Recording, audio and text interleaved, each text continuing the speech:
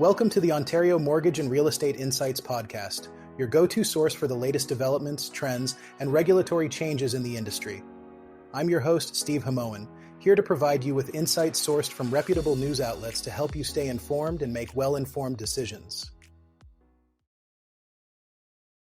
This podcast is brought to you by Real Approved Inc., a trusted mortgage brokerage dedicated to helping Canadians achieve their homeownership dreams.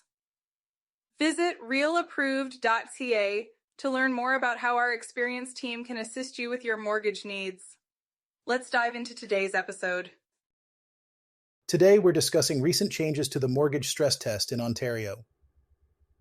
This has been a hot topic, especially for those looking to buy a home or refinance. Yes, Steve. The stress test was introduced back in 2016 to ensure that homeowners could afford their mortgages even if interest rates rose.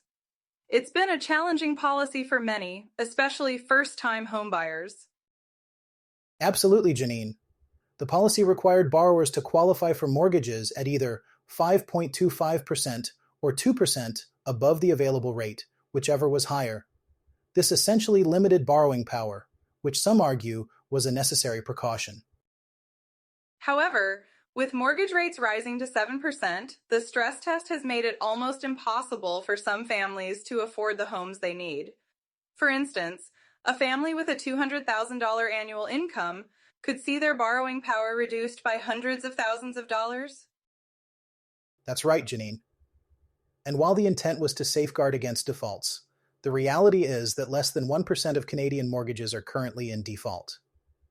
This raises questions about the necessity of such stringent measures.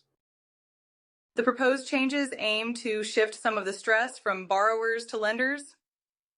Under the new rules, lenders would be limited in how much they can lend to high-risk borrowers, those needing mortgages that exceed 450% of their annual income. This could potentially help, but it also means that lenders may become more selective about who they approve, which could still limit access to the housing market for many potential buyers. Exactly, Steve. And with the housing market in crisis, we need solutions that allow responsible adults to enter the market. The stress test, as it stands, has significantly reduced the hopes of home ownership for many young buyers. The provincial task force has indicated a need for 1,500,000 new homes over the next decade to meet demand. But with these rules, even if we build the homes, qualifying for a mortgage remains a hurdle. It's a complex issue, Steve. Balancing protection against defaults with accessibility to the housing market is tricky. But it's clear that buyers need more support to enter the market, especially with the average household income in areas like Durham being over $126,000 and still not enough for many to afford a home. Thanks for tuning in to another episode of the Ontario Mortgage and Real Estate Insights podcast. We hope you found today's insights valuable as you navigate the world of mortgages and real estate. Before you go, a quick reminder. Real Approved is here to make your mortgage journey smoother. Whether you're buying your first home or refinancing, their experienced team is ready to guide you with personalized support every step of the way. Visit realapproved.ca to get started and take the next step toward achieving your homeownership goals.